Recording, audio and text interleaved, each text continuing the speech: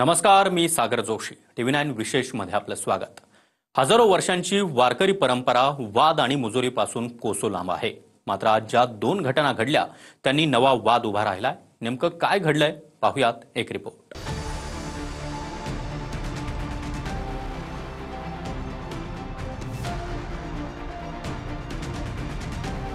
सेवेकरांच्या वेशात फिरणारे हे देवाचे मालक बनले आहेत.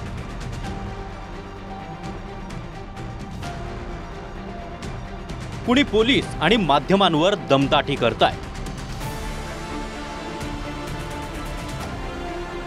तर कुणी कर्तव्य बजावणाऱ्या मुख्यमंत्री फडणवीसांच्या सुरक्षा रक्षकाला मारतोय.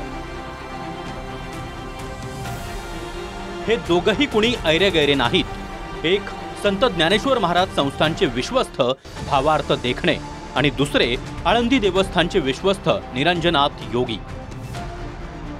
एकाच्या नावात भावार्थ आणि दुसऱ्याच्या नावात योगी आहे. मात्र नावाचा आब राखला जाईल असा एकही गुण या दोघांकडे कणभरही नाही.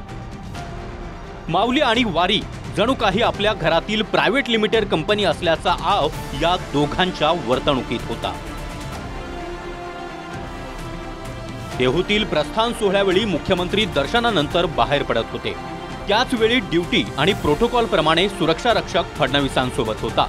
तितक्यात संत ज्ञानेश्वर महाराज संस्थानचे विश्वस्त भावार्थ देखणे स्वतः गर्दी करत पुढे आले आणि त्यांनी मुख्यमंत्र्यांच्या सुरक्षा रक्षकाच्या पाठीवर मारून त्याला बाजूला केलं. रागाने त्याच्याकडे पाहत काही बडबडही केली. जर देवाच्या दारात मुख्यमंत्र्यांच्या सुरक्षा रक्षकाची ही स्थिती असेल तर सामान्य वारकऱ्यांचं काय, असा प्रश्न या वागणुकीने विचारला जातोय. दुसरा प्रकार पुण्यातील विठ्ठल रुक्मिणी मंदिरात. दरवर्षीप्रमाणे विठ्ठल मंदिरात माऊलींची पालखी मुक्कामी असते. तेव्हा कव्हरेजसाठी आलेल्या पत्रकारांना विश्वस्त योगी निरंजन नाथ यांनी अरेरावी केली. नावात निरंजन, नाथ आणि योगी हे तीन सात्विकतेची प्रतीक असूनही आचरणात मात्र एकाचाही पत्ता नव्हता. माऊलींच्या पालखी स्थिरावल्यानंतर जो काही प्रकार घडला आहे त्याबद्दल आम्ही दिलगिरी व्यक्त करतो. ह्या सर्व प्रकारामध्ये काही गोष्टी अनावधानाने झाल्या असतील, कदाचित जास्त वेगळ्या पद्धतीने त्याच लोकांच्या समोर गेलेल्या असतील, बोलले असतील.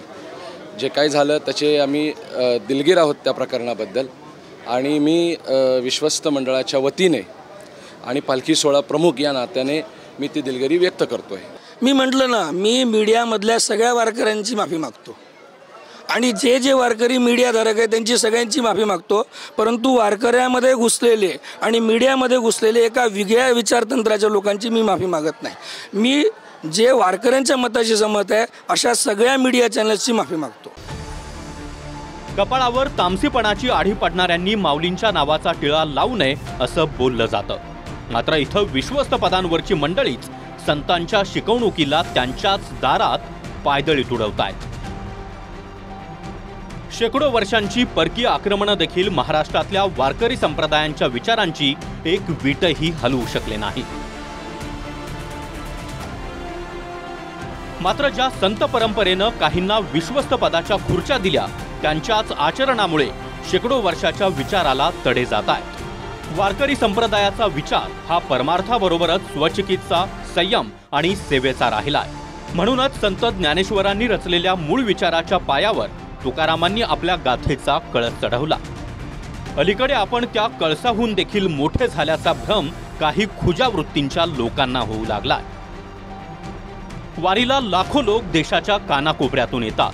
प्रसिद्धी, आपापलेपणा, मुजोरी यापासून पंढरपूरची वारी कोसो दूर राहिली आहे. विठ्ठलाच्या भक्तीला दिखाव्यानं ग्रासलेलं नाही. वारकरी विचार हा संतापाला सेवेनं आणि प्रसिद्धीला सिद्धीनं उत्तर देणारा राहिलाय. म्हणूनच आपल्या वारीचा लालबाग होऊ द्यायचा नसेल तर हवेत उडणाऱ्या दिंडी आणि देवस्थानच्या या स्वयंघोषित मालकांना जमिनीवर येणं वा आणणं तितकंच गरजेचं आहे. ही आनंदाची पालखी आहे. विठुरायाकडे आनंद साजरा करत आपण जात असतो.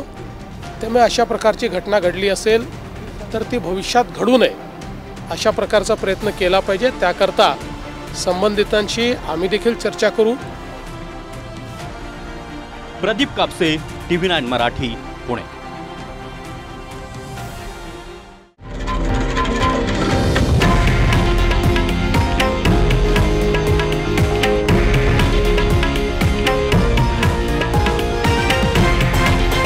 हे आहे देशातील नंबर 1 न्यूज नेटवर्क आणि आपण पाहत आहात TV9 मराठी, एकमेव.